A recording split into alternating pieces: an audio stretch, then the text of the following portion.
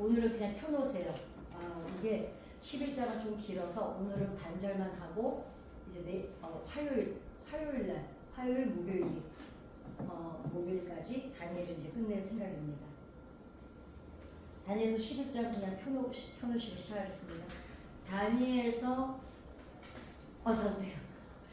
막 시작하기 전인데 네. 다니엘의 예언을 보면서 다니엘의 예언을 쭉 보면은 점진성이 있죠. 그리고 그 예언의 복합성이라고도 합니다. 이게 무슨 말이냐면은 다니엘서 2장까지는 내용이 희미했어요.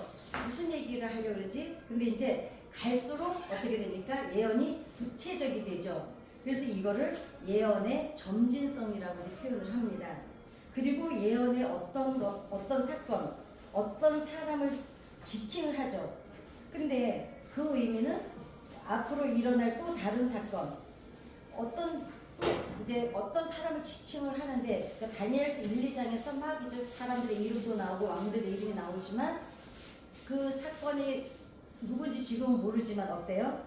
나중에 다른 그 사건을 이어서 다음 건을 보면은 어떻게 그림자 다음에 나올 것을 오늘 지금 현재 있는 사건에서 그림자로 보이는 게 다음에 나올 사건의 실체이기 때문에 그래서 복합성이라고 또 표현을 하기도 합니다. 그러니까 한마디로 얘기하면 희미했던 게 점점 구체적으로 돼가는 걸 점진성이라고 그러고, 그 다음에 희미했던 게 완전히 확실해지는 걸 이제 복합성이라고 하는데, 그리고 예언은 다니엘서 9장에 있는 다니엘의 71회, 우리 지난번에 이제 71회에 대해서 이제 함께 나눴죠. 69일에까지 나눴죠. 그리고 한 일회가 남겨놨죠. 그 한 일회는 뭐였습니까? 이제 요한계시록에 나오는 그게 될지 어떨지 이제 모른다고 넘어갔고, 다니엘의 71회가 사실은 학자들이나 목사님들이 그 전에는 제일 난해하다 그랬어요. 근데 왜 난해하다 그랬냐면 제가 어렸을 때 신앙생활 할 때만 해도 중간사에 대해서는 전혀 몰랐어요. 왜냐하면 지금은 우리나라가 신학교가 많이 이제는 이제 수준이 높아졌어요. 이제는 세계를 겨눌 만큼 이제는 굳이 우리나라 신학교가 이제 정말 아주 역사에 더 깊은 서양학까지 다 공부를 하려면 이제 유학을 가기도 하지만, 그렇지 않고는 이제는 우리나라에서도 세계 수준에 맞는 교육을 신학교도 다 받을 수가 있으니까 다행인데, 그 전에는 사실 우리나라가 취약했습니다. 그러니까 외국에 유학을 목사님들이 가시기 전에는 중간사에 대해서 그림자도 알 수가 없었어요.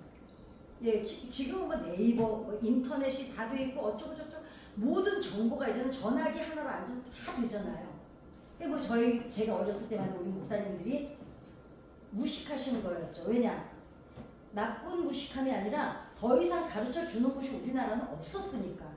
외국 유학을 안 가면은 중간사 그 서양 역사에 대해서는 모르기 때문에 사실은 지금 제대로 성경을 공부를 하기 위해서는 서양하고 공부를 하지 않으면 자세히 모릅니다. 왔다 갔다 합니다. 저도 이제 서양하고 공부를 해본 적이 없는데 이제 이렇게 그냥 역사를 가지고 공부를 하다 보니까, 책을 읽고 하다 보니까 저도 먼저 해야 될 얘기를 나중에 할 때도 있고 나중에 해야 될 얘기를 미리 할 때도 있어요. 근데 이제 뭐가 좋습니까? 다니엘서가 어려웠던 건 딱 하나예요. 70일에가 어려웠던 건 뭐였습니까? 중간사를 모르니까. 근데 중간사를 딱 알고 나면은 이미 다니엘에서 예언된 게 중간사에 미리 다 나와 있기 때문에 다 이루어지기 때문에 이 중간사를 알고 나면 다니엘서가 전혀 어렵지는 않아요. 여기 지금 오늘도 나오는 것들이 이미 우리가 중간사에서 다 공부한 게 지금 또 오늘 나옵니다. 그러니까 복습이 되는 거죠. 그러니까 그전에는 그래서 목사님들이 다니엘서의 70일에가 어렵다고 했습니다. 그러니까 성경에서 가장 난해한 곳이 70일이라고 했어요. 근데 다니엘서 70일보다 더 난해한 장이 어디냐면 11장입니다. 11장은 아주 주어가 누군지를 모르게 아주 막 너무 많이 다양하게 나오는데, 11장의 예언은 또 왜 어렵다면 가장 확실하고 정교해요. 이거는 오늘 이제 보시면은 우리가 중간사를 공부한 게 얼마나 유익한지를 또 아시게 될 겁니다. 왜냐하면 중간사하고 11장하고 아주 완전히 일치를 합니다. 예, 그래서 이제 이 다니엘서가 지금은 어렵질 않습니다. 그러나 그 전에는 두 곳이었죠. 성경이 어디 요한계시록하고 다니엘서였죠. 왜냐? 예언서니까. 예. 그런데 이제 중간사를 알고 나면은 마카비 전쟁까지를 겪은 뒤에 쓰여졌다고 얘기를 해요. 왜냐면 그러지 않고서는, 그러니까 이거야. 우리가 지금은 6.25 전쟁 이런 무슨 뭐 일제시대 이런 걸 지금은 우리가 그 역사를 다 어떤 도표가 있어가지고 확실하게 알잖아요. 그렇지만 만약에 그 전쟁을 겪기 전에 예언이 됐다 그러면은 사람들이 모르죠. 읽어도. 왜냐? 아직 안 이루어졌기 때문에. 그러니까 모르는데 지금 다니엘서를 보고 그래서 사람들이 그러는 거예요. 왜냐면 이럴 수가 없다. 그러니까 그 전에 학자들은 이거는 마카비 전쟁을 다 치르고 난 뒤에 쓴 거다. 근데 그러면은 마카비 전쟁이 지나고 나서 썼다, 만약에 그렇다 치면 그럼 마카비 전쟁 이후 얘기는 어떡하냐고요. 그죠? 그렇잖아요. 근데 다니엘서는 마카비 전쟁 이후 로마까지 다 나오잖아요. 예, 근데 다니엘서 11장을 보면 로마까지만 나오는 것도 아닙니다. 또. 예, 그렇기 때문에 그리고 이제 어느 때까지 나오냐면 다니엘서 11장에는 마지막 때까지 나옵니다. 그렇기 때문에 이거는 역사를 겪은 다음에 기록했다고 할 수가 없는 이야기예요. 그러니까 누가 혹시라도 안 믿는 사람들이, 저는 어떤 의사분이 전도를 했더니 저랑 이제 친하게 지내는 성형외과 의사시거든요. 의사신데 그분이 너무 역사를 가지고 막 저한테 공격을 하는데요. 사실 제가 그 전에 중간사 안 했을 때 한 몇 년 전이었던 것 같아요. 진짜 할 얘기가 없는데 제가 자괴감이 드는 거 있죠. 내가 과연 신학교, 대학원까지 다 연구원까지 공부를 다 한 사람이 맞나? 이럴 정도로. 예. 그런데 이제 중간사하고 다니엘을 하다 보니까 그때 내가 이 이야기를 알았더라면 그 사람을 말할 때 말할 수가 있었는데 그냥 그래요? 이러고는 제가 좀 더 알아보고 다시 말씀드리는데 정말 창피했어요. 애들 말 맞으나 정말 중학생 아이들이 제일 많이 쓰는 단어가 개쪽팔리다입니다. 제가 이제 아이들 만나러 나가잖아요. 애들이요 욕부터 시작해요. 애들은 욕이 그냥 추임새예요. 그 엄마들이 얘가 도대체 어린애들이 왜 초등학교 보내놓은 1학년짜리가 갑자기 애들이 막 욕을 배워서 온다며요. 그러면은 애가 도대체 어디서 욕을 배웠는데 애들이 그냥 뭐 욕이 말 한마디에 욕이 들어가고 이렇게 아주 켜켜이 욕이 들어가서 아이들이 욕을 합니다. 정말 중학생 애들이 제일 많이 쓰는 말이 개쪽팔리다는 말인데 정말 제가 그때 그게 무슨 말인지를 알겠더라고요. 근데 이제 우리는 어떻습니까? 뭐 막 딱 정리를 해서 말해줄 수도 없지만 이제는 그게 아니야라는 건 알잖아요. 누가 말할 때 적어도 꿀먹은 벙어리처럼 있지 않을 수 있습니다. 자, 다니엘서 11장은 주전 6세기 페르시아 때부터 주전 2세기 마카비 시대만 다루는 것이 아니라 그 이후의 역사도 예언을 하고 있죠. 예수님도 다니엘의 예언처럼 주 70년에 예루살렘이 멸망할 것이라고 언급을 하셨죠. 자, 예수님께서 예루살렘 성을 보시면서 뭐라 그러셨어요? 나를 위해 울지 마라. 응? 너와 내 자식들 웃으면서 예루살렘아 예루살렘에서 우시잖아요. 예. 그리고 예수님 시대의 유대 역사가 요세푸스 너무 잘 아시죠? 마카비 시대 이후의 예언도 다니엘이 언급했기 때문에 다니엘서 11장은 주전 6세기 다니엘이 예언했다고 그는 믿는 것이다. 이 역사학자가 그냥 얘기하진 않잖아요. 요세푸스는 어떻다고요? 유대의 역사학자일 뿐만 아니라 유대가 로마에 멸망을 당하죠. 그리고 이 요세푸스도 어떻게 한다고요? 군인이었어요. 역사학자였지만 자 요한 누구지? 세례 요한 때부터 예수님 시대까지 다 겪어온 요세푸스 역사학자입니다. 그리고 이 사람이 그럼 유대인의 역사만 기록을 한 사람이면 니네 얘기 전에 이럴 수 있어요. 근데 이 사람이 어디까지 했다고요? 포로로 끌려서 로마로 갔어요. 예루살렘이 멸망했을 때 끌려가서 로마의 역사학자가 있어요. 그러니까 이 사람이 자기 나라만 위해서 유대인들만 위해서 좋은 말만 쓸 리가 없죠. 이 사람은 정확한 기록을 한 사람입니다. 그래서 요세푸스는 로마가 가장 강력했던 그 시기에 활동했던 인물입니다. 그 로마가 다니엘을 예언했던 짐승의 실체라는 것도 알았다. 자, 우리가 나오죠. 계속 4번이나 나오죠. 로마가 어떤 나라인지. 그래서 다니엘의 예언에 놀라움을 가졌던 것이 요세푸스라는 겁니다. 그렇다면 요세푸스는 자신의 기록에서 다니엘서를 어떻게 언급했는지 보면, 자, 요세푸스의 역사 기록입니다. 유대 고대사 10권 11장 7절에 이게 대형 박물관에 있어요. 네, 이거 그냥요 네이버에 검색을 하셔도 나오는 내용입니다. 수염소는 헬라로부터 와서 통치할 자를 가리키는데, 수염소는 누구일까요? 알렉산더죠. 그가 두 번 페르시아와 싸워 페르시아를 무너뜨리고 전 제국을 손아귀에 넣은 것을 의미하는 것이다.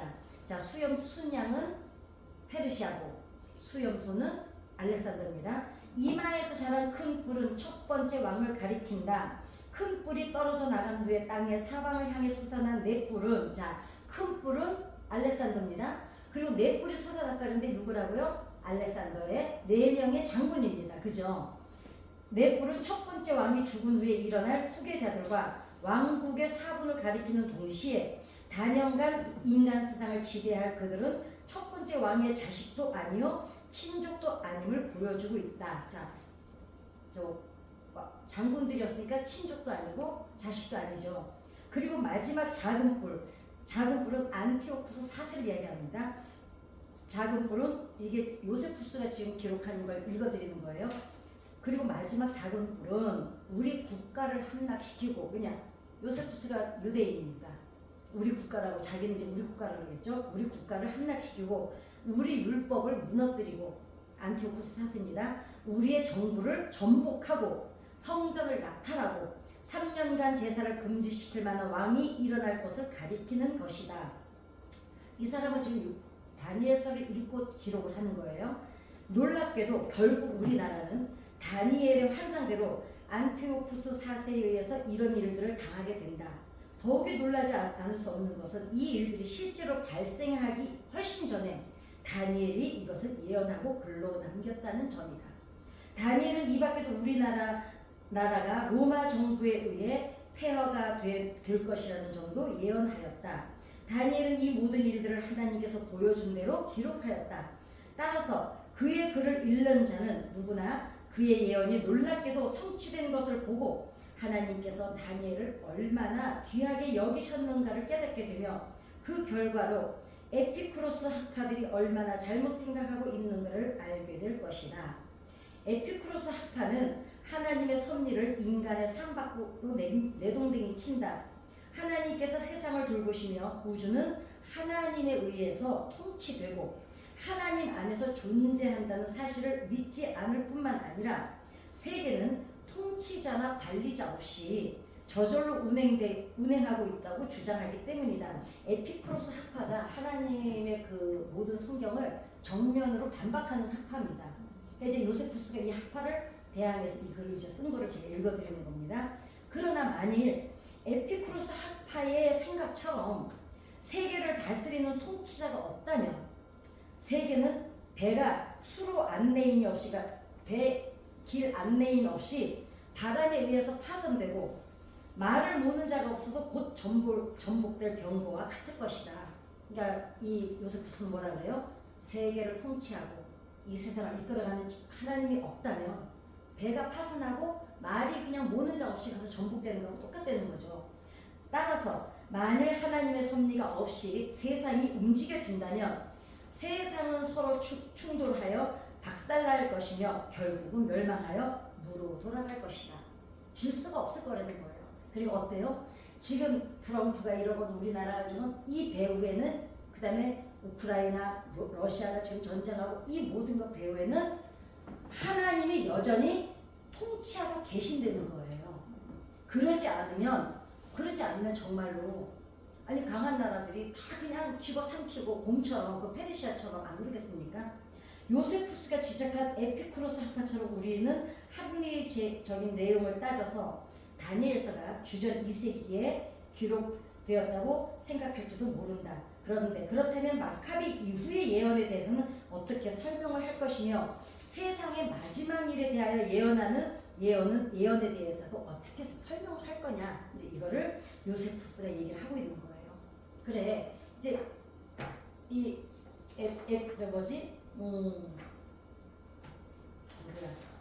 일단 외국 말은 에피쿠로스 학파. 에피쿠로스 학파가 진짜 너무 어려워. 에피쿠로스 학파가 너무 반박을 하니까 그러면 이제 요세푸스가 좀 반박을 하는 거예요. 그러면 좋다.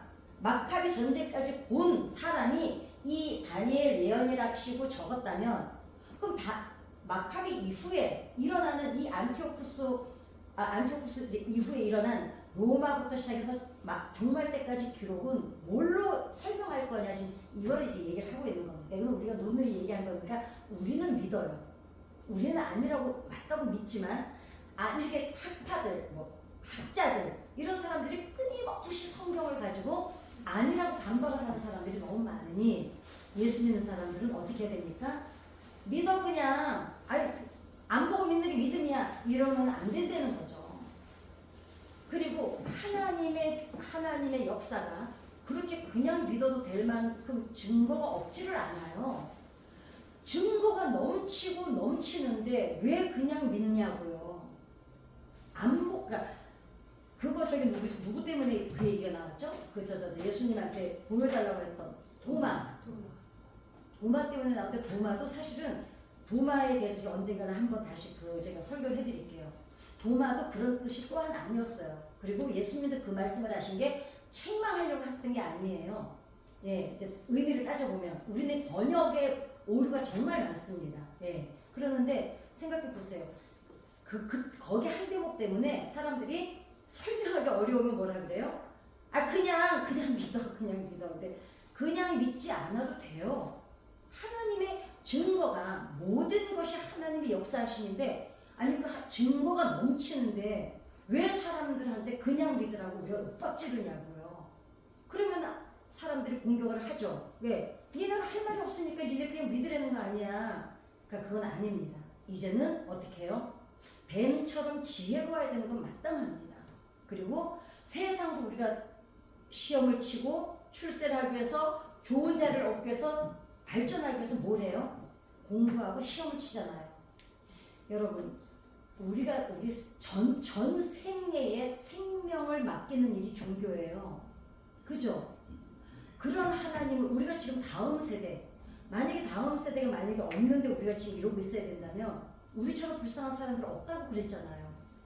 그렇다면 우리 전 생애를 지금 맡기는 걸 지금 하나님을 믿는 거거든요. 그렇죠? 그러는데 그래서 하나님에게 우리 전 생애를 드리기 위해서 그 다음에 그 다음 생애를 믿기 때문에 우리가 절제하고 안 하고 참고 하는 것들이 얼마나 많은지 모릅니다. 저는요 예수 믿으면서도 잘 못해요. 그럼에도 불구하고 안 믿는 사람들보다 훨씬 절제하는 것, 안 하는 것이 훨씬 많아요. 그렇죠? 당장 솔직히 말하면 잠깐 눈 감으면 이익 볼 일들이 엄청나게 많아요. 그런데 어떡합니까? 하나님이 보고 계신다는 것 때문에 안 하잖아요.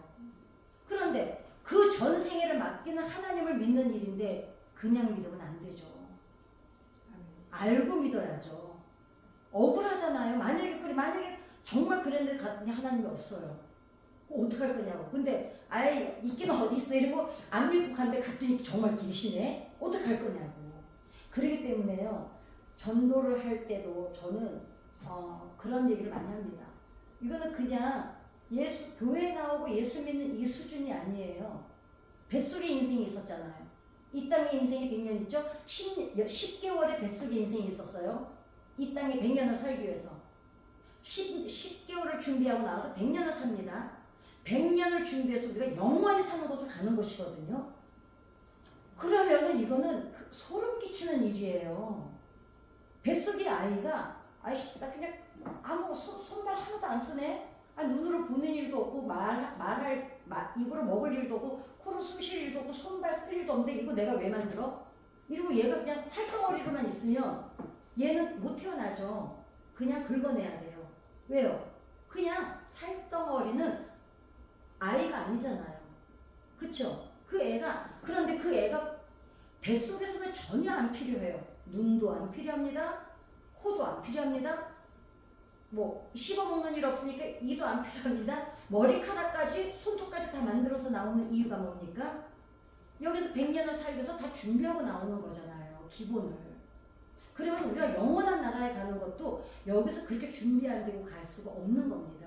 그러니까 너무 우리가 날로 믿을 때가 얼마나 많은지 모릅니다. 이거는 투쟁입니다, 정말.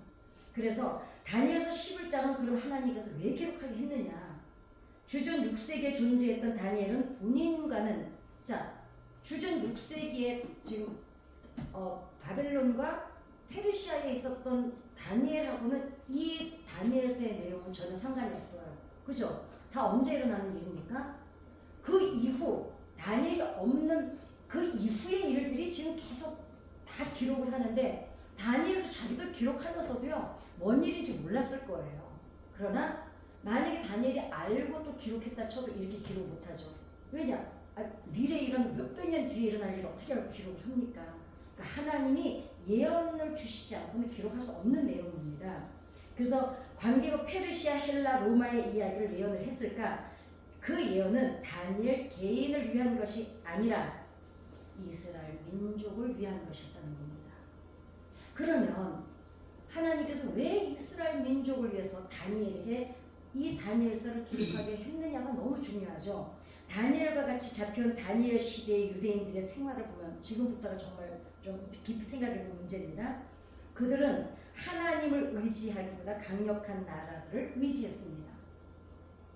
아수르가 침공해오던 주전 7세기 히스기야 시대의 유대인들은 하나님을 의지한 것이 아니라 친이집트파, 친아수르파로 나뉘어서 내분에 빠졌습니다.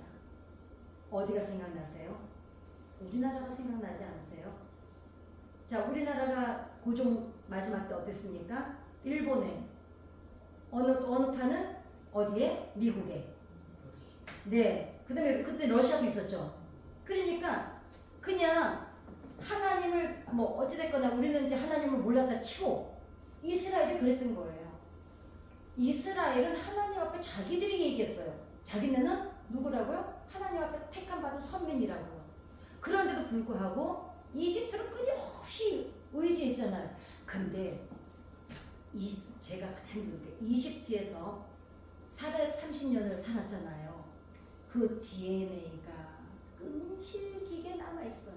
왜냐하면 마지막 때까지 이스라엘이 산산조각 나기 얼마 전까지 그렇게 이집트를 의지해요. 참 희한하죠.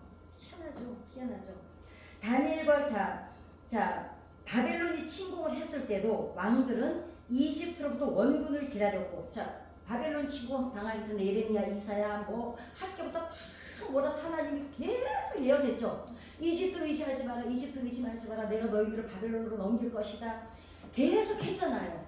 하는데도 어때요? 선지자들이 무슨 얘기를 해도 어쩌자고 어떤 왕도 듣지를 않았어요. 다 이집트를 의지했죠. 그리고 또 일부는 바벨론을 의지해야 한다고 또 얘기를 해요. 왜? 선지자들이 저렇게 얘기하는 거 보니까 바벨론을 의지해야 되겠다. 그러기도 합니다. 그런데 이스라엘은 누군가가 강력해지면 하나님 대신 그 나라들을 의지하는 습성을 가지고 있었다는 거예요. 유대인들에게 바벨론은 망하고 페르시아가 지배하는 것을 하나님께서 보여주셨던 것입니다. 왜? 이집트를 계속 의지했죠. 그러니까 어떻게 해요? 바벨론으로 넘겨버리시죠. 그런데 봐요. 이거 중요해요. 바벨론으로 다 잡혀갔어요. 자기네가 왜 잡혀간지를 알아요? 몰라요? 알아요. 왜냐? 그 이후로 우상숭배를 안 하잖아요. 그러니까 바벨론으로 왜 우상숭배, 그 다음에 그 다른 나라들이 우상들을 숭배하고 했던 것 때문에 잡혀간 걸 알아서 아는데 보세요. 잘 보세요. 그렇지만 그 유대인들에게 하나님이 뭘 보여주셨냐면 이 사람들이 그 거대한 바벨론을 다 봤잖아요. 뭐까지 봐요? 공중정원까지 다 보잖아요. 그리고 그 당시에 제일 번창했던 나라, 천문학이 가장 발달했던 나라가 바벨론이거든요.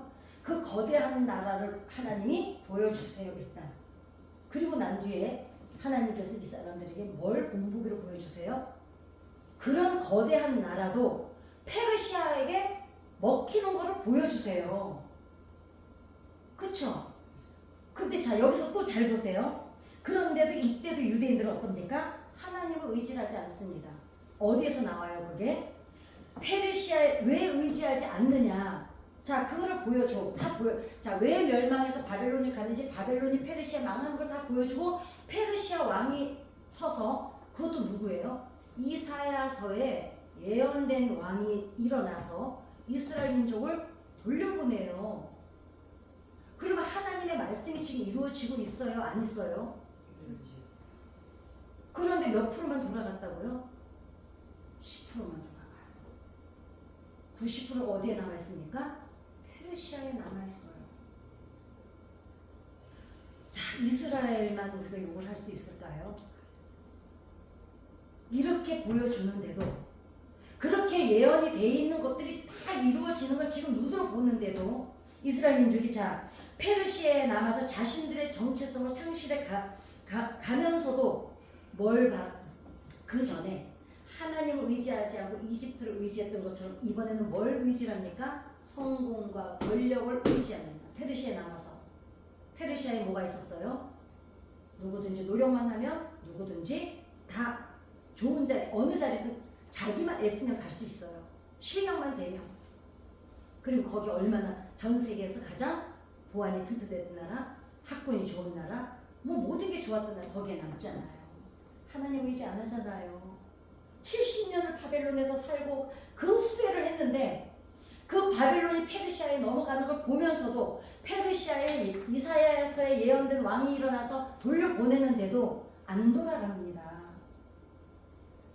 이 완악함이 여러분 이 사람들만의 문제일까요? 어찌 보면 우리 안에도 이 DNA가 남아있지 않나 싶습니다. 어느 부분에서는 하나님을 의지해요. 어느 부분에서는 내가 완고해서 하나님 앞에서도 절대로 무너지지 않는 우리 아집이 있습니다. 그래서 그런 이스라엘 사람들에게 앞으로의 일들을 선명하게 보여주시는 이유는, 다니엘서 통해서 또 보여주신 이유는 단 한 가지였어요. 뭐였을까요? 하나님께서 얘들아 왕들이 주관하는 게 아니야. 이 세상은 역사를 주관하는 거는 나야. 그거를 하나님이 보여주고 싶어서, 그러니까 제발 돌아와라. 그거를 말하고 싶어서 다니엘서를 기록하게 하신 겁니다. 예. 그렇다면 이 예언 속에 담긴 하나님의 진심은 명확합니다. 자, 하나님께서 역사를 주관하시기 때문에 우리들은 하나님을 의지해야 된다는 사실이고요.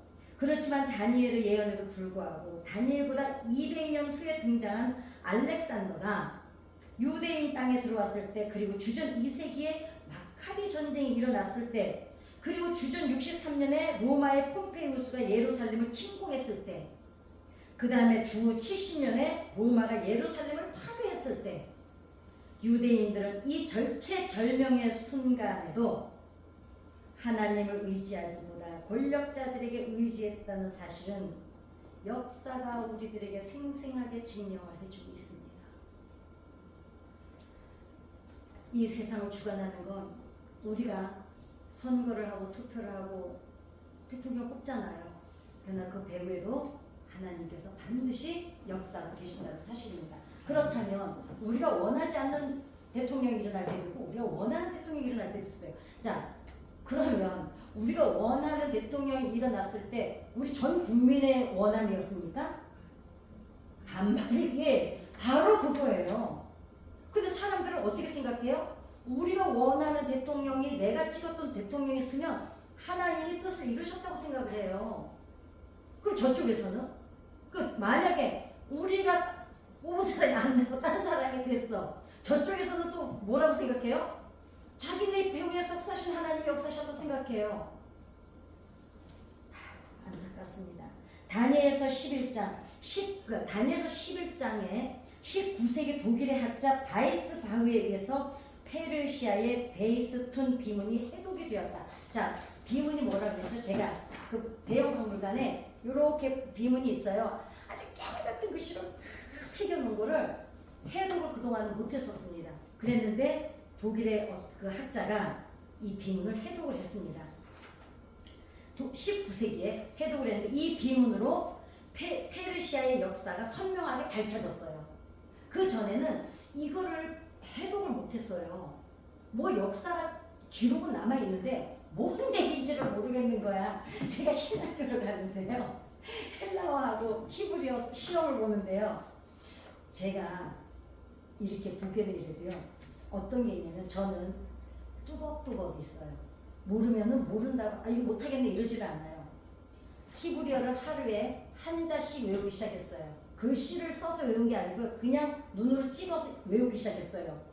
그래가지고 시험을 겨우겨우 통과를 했습니다. 헬라랑 돌았으니까요. 다시 그 글자를 보면 하얀 건 노트요, 까만 건 글씨요. 한자도 몰라요. 그런데 그렇게 우리가 남의 나라 글씨를 볼 때 어때요? 까만 문이에요, 까만 문. 역사가 아무리 기록이 돼 있어도 해독을 못하니 그동안은 까만 문이었는데 이 기특한 학자가 세상에 이 비문을 했어요. 그래서 페르시아에 고레스가 있었고, 자 고레스는 누구예요? 유대인들을 돌려보낸 왕이죠. 그 다음에 그의 아들 캄비세스가 있었습니다. 우리는 성경에는 없죠, 이 사람이.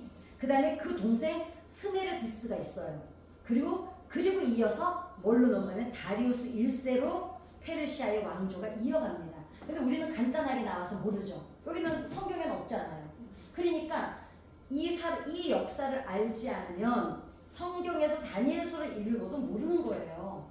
그렇죠? 무슨 얘기인지를 모르잖아요. 집사 이제 보일러 끌까봐 아까 선뜻해서 켜놨어요. 자, 잘 보세요. 이 비문에는 스메르디스 때에, 자, 그리가 누구냐면은 고레스의 동생이 왕으로 있을 때 가우마타라는 인물이 반란을 일으켰지만 다리우스 1세가 이 반란을 잠재우고 페르시아의 제국의 영토를 확장을 합니다. 물론 페르시아의 다리우스 1세는 자 다리오 왕 사자굴에서 다니엘을 구해낸 다리오 왕은 다른 왕입니다. 예, 여기는 이름들이 비슷한 1세 2세만 이렇게 나오는 거 헷갈려요. 그런 거 그냥 여러분 그렇구나 하고 넘어가세요. 메디아의 다리우스는 그러니까 다니엘을 구해준 다리오하고는 다른 인물입니다. 이 페르시아의 다리우스 1세는요. 다리우스 1세는 제국을 안정화시킨 후에 그리스를 침공을 합니다. 그리스가 누구예요? 헬라입니다. 알렉산더입니다. 이것이 바로 역사에 등장하는 제1차 페르시아 전쟁입니다. 이거는 뭐 역사에 이제 우리 역사 공부할 때 나오는 겁니다. 그 유명한 마라톤 전투가 주전 490년에 벌어졌죠. 그런데 다리우스 1세는 그리스를 점령하지 못했고 주전 486년에 죽고 그를 계승했던 인물이 아하수에로 알려진 크세스입니다. 누구지 아시죠? 맞습니다. 네, 크세스가 아하수에로는 에스더의 남편입니다. 크세르는 엄청난 경제력과 군사력을 동원해서 두 번째로 그리스를 침공하는데 이것이 제2차 페르시아 전쟁입니다. 우리가 영화에서 보았던 스파르타 300용사 그리고 살라미스 해전이 바로 에스더의 남편이 일으켰던 페르시아 전쟁입니다.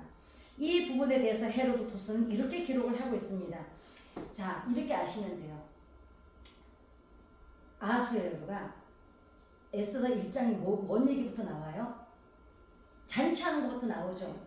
아하수에로가 이 전쟁에서 진 거예요. 그러니까 쪽팔리잖아요. 결국으로 돌아왔죠. 그때 왕들은 뭐예요? 전쟁이 이기냐 지냐에 따라서 능력을 인정받던 때거든요. 졌어요. 지금 졌다 그러잖아요. 졌는데 이 페르시아 2차 전쟁에서 졌습니다. 지구는 이 귀족들하고 국민들을 어떻게 자기를 향한 그 실망을 잠재우려니까 6개월인가 1년인가를 잔치를 벌인 거예요. 술판 6개월 동안 냅다 잔치를 벌었으니까 사람들한테 그냥 술판에 빠져가지고 정신 자기한테 이제 비난이보다 한마디로 언론을 돌린 거야. 다른 데로 관심을. 그때 와스디를 나오라 그런 거예요. 그러니까 와스디가 잘못한 게 아닙니다. 그때 법도가 와스디가 그리고 왕후가 그렇게 나오는 게 아니에요. 술 퍼먹어가지고 술 기운에 막 나오라니까 예의가 아니니까 안 나온 거예요. 그러니까 어때요? 또 승질머리 나가지고 근데 아주 쾌팍하고 제가 언제가 이거 한번 제 어디에 올려놨어요. 그때 이거 설교 한번 했습니다. 그 이 아하수에를 대해서 아주 강팍 아주 희한의 성격이 그리고 아주 그냥 뭐 그래요.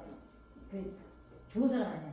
근데 이 사람이 그때 아무튼 그 전쟁 지고 와서 그때 일장에 나오는 잔치가 이때 벌인 거예요. 이제 얘기가 좀 잡히적이죠. 재밌죠. 크세스는 이집트를 정복한 뒤에 만 4년 동안 모병을 하고 원정에 필요한 준비를 하다가 5년째 되던 해 대군을 이끌고 원저기로 오른 겁니다. 이제 그리스를 침공하려고. 그것은 이거는 이제 누구냐면 헤로도토스가 기록한 거예요. 헤로도토스는 저기 뭐지 어디 그리스 쪽의 역사학자입니다. 아시아에서 그러니까 가장 큰 규모의 큰 군대를 이끌고 어느 정도로 대단한 규모였냐면요.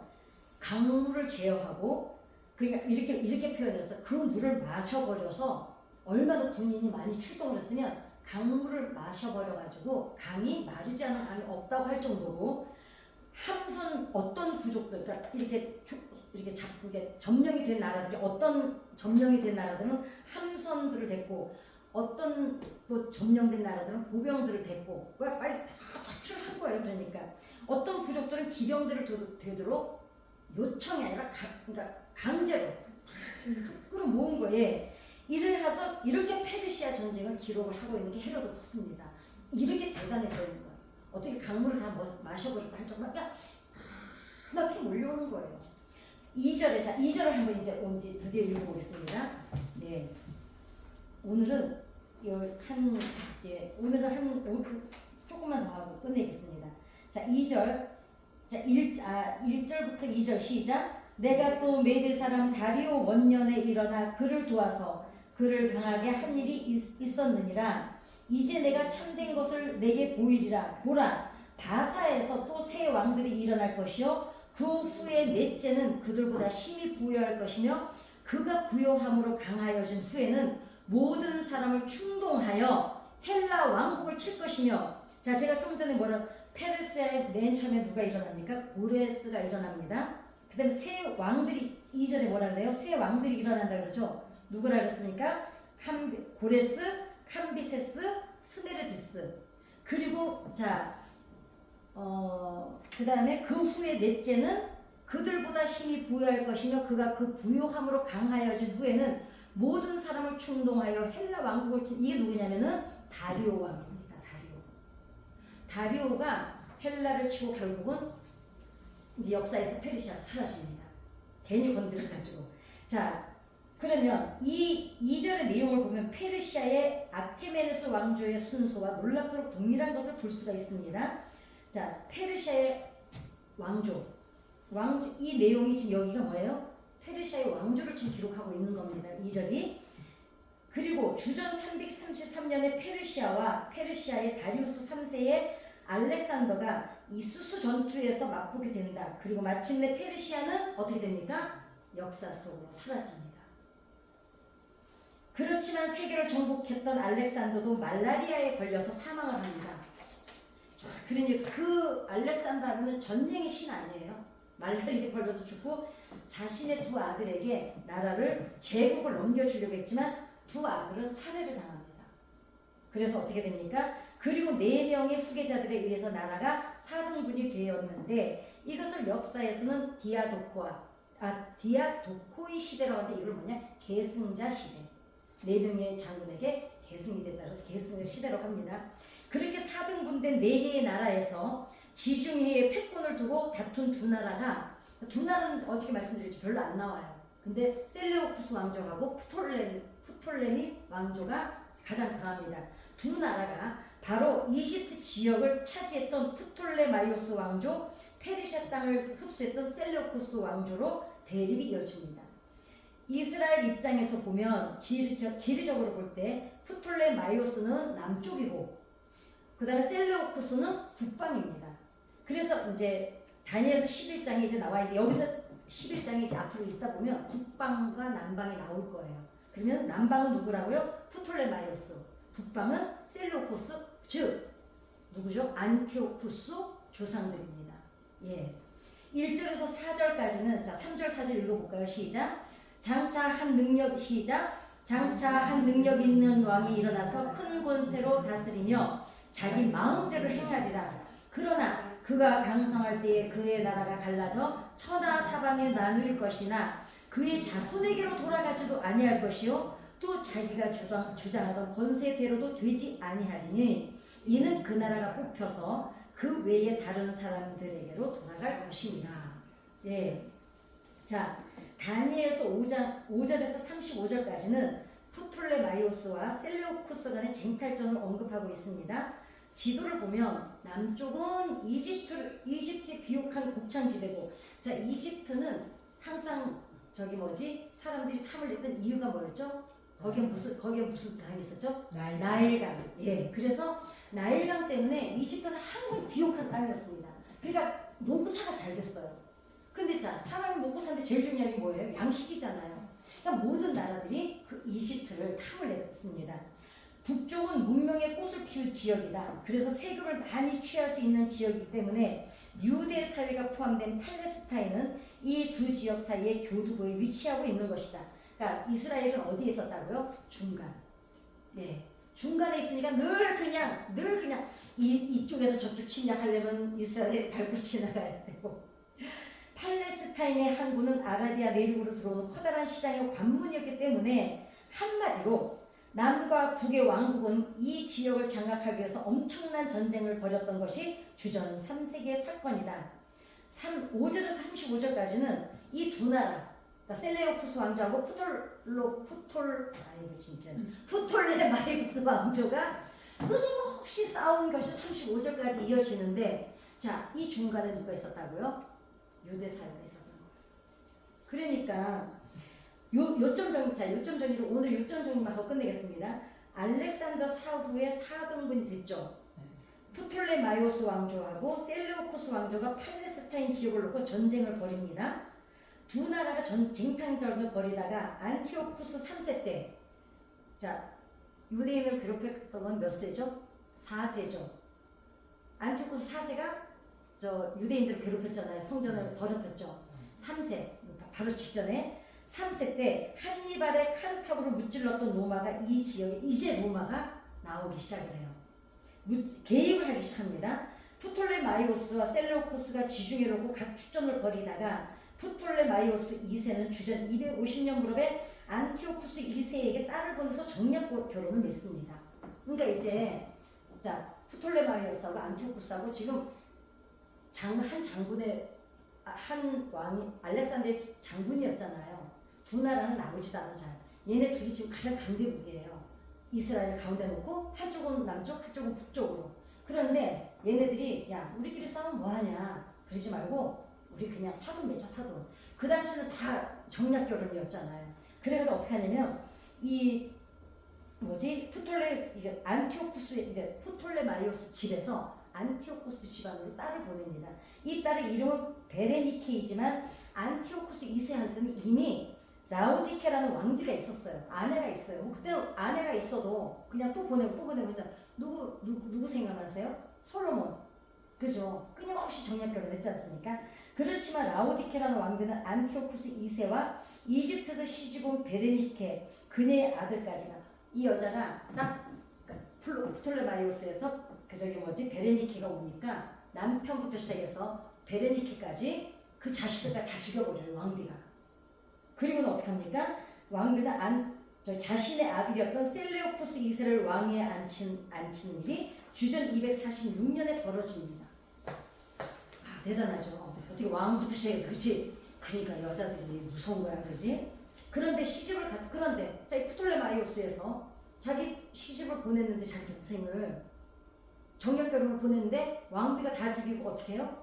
다 죽이고 그 아들이 왕위에 오르니까 자기 시집을 갔던 동생 베레니키가 죽으니까 오빠였던 프톨레마이오스 3세가 셀레우쿠스를 침공했던 전쟁이 제3차 시리아 전쟁입니다.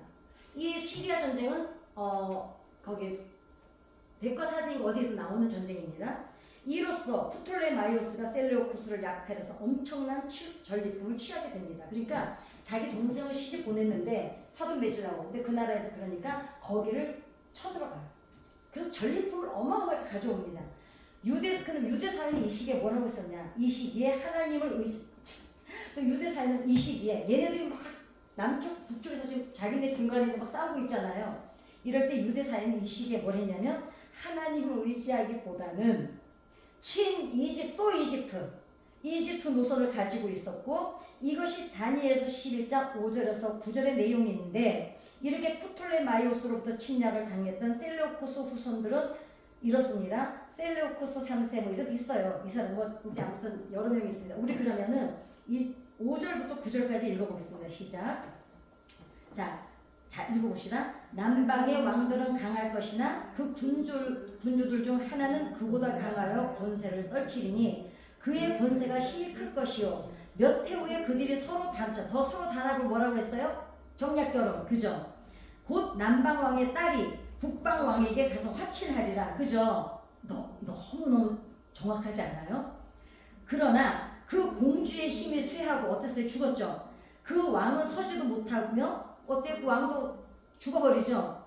권세가 없어질 뿐 아니라 그 공주와 그를 데리고 온 자와 그를 낳은 자와 그때에 도와주던 자가 다 버림을 당하리라. 자, 그 먼저 왕비가 어떻게 했다고요? 왕부터 지금 다 죽였다 그랬죠. 자, 7절 시작. 그러나 그 공주의 본 족속에게서 난 자 중에 한 사람이 왕위를 이어 권세를 받아 북방 왕의 군대를 치러 와서 그의 성에 들어가서 그들을 쳐서 이기고 그 신들과 부어맞는 우상들과 온갖 금의 아름다운 그릇들은 다 노락하여 애굽으로 가져갈 것이요. 몇 해 동안은 그가 북방 왕을 치지 아니하리라. 북방 왕이 남방 왕의 왕국으로 쳐들어갈 것이나 자기 본국으로 물러가리라. 여기서 이집트를 애굽으로 가져간다는 건 무슨 뜻이냐면 프톨레마이오스가 이집트를 점령을 해요. 예, 점령을 하기 때문에 이제 여기는 기록이 이렇게 된 겁니다. 보세요. 이 내용을 그동안은 그냥 읽었을 때는 몰랐잖아요. 그냥 뭐 그런 겁니다. 근데 이게 지금 그 얘기인 거예요, 지금.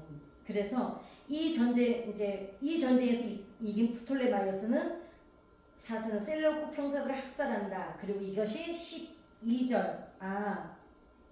우리가 지금 9절까지 읽었죠. 예, 오늘은 이 9절까지만 하겠습니다.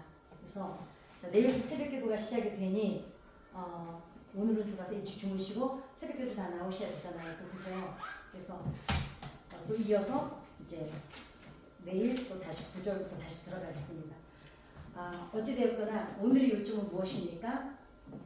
어떤 경우든 하나님은 이 세계가 돌아가는 역사의 배후에 하나님이 반드시 계시고 하나님 역사 안에 계시고 또 한 가지 이스라엘 민족을 통해서는 뭘 우리가 깨닫습니까?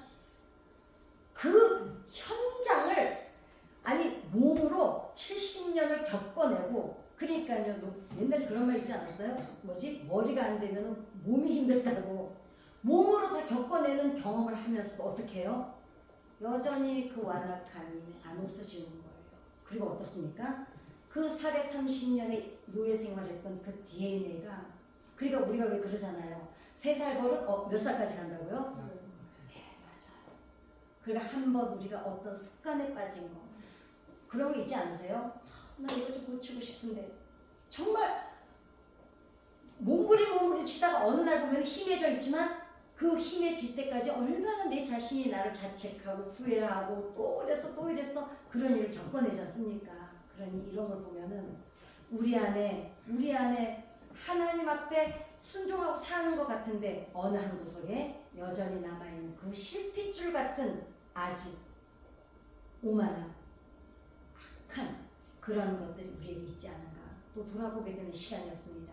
우리 주기도문 하고 기도하시겠습니다.